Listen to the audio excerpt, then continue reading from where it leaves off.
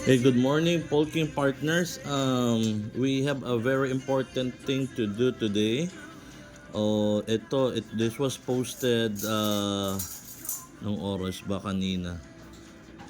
2:39 in the morning. So guys, this is the official channel, Telegram channel ni Polking. And makikita natin dito, security preparation ahead of Polking maintenance, dear Polking Army. Following up on our maintenance schedule announcement, we would like to recommend an important precautionary step to ensure your place of mind and security of your assets. To prevent any potential unforeseen issues after the maintenance, we strongly advise all users to take a screenshot of your active staking page.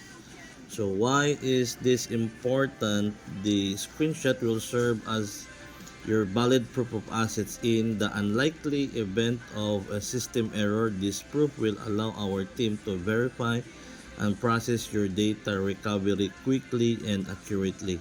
This preventive measure is part of our commitment to security and transparency. Thank you for your cooperation and understanding. Sincerely, Pulse Development. So, today I'm going to give you paano ba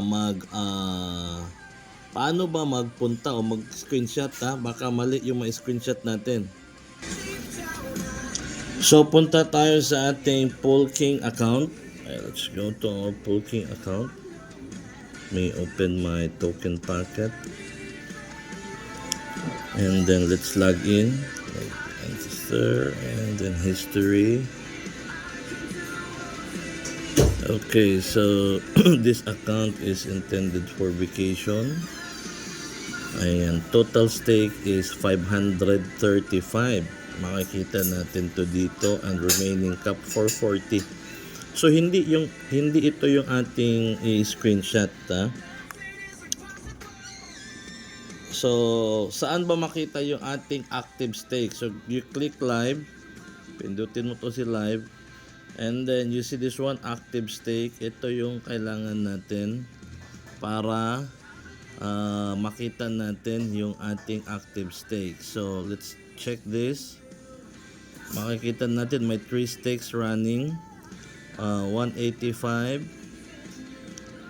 total stake running, 100 ang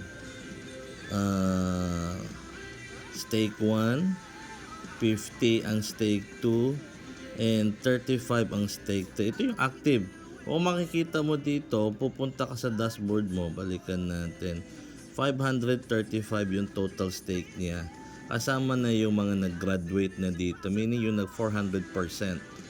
Alright, so you go to, again punta ka sa live, and then you click active stakes, and then you take screenshot. Okay? Screenshot mo yan. Screenshot natin 1, and then 2, and then 3. Ayan.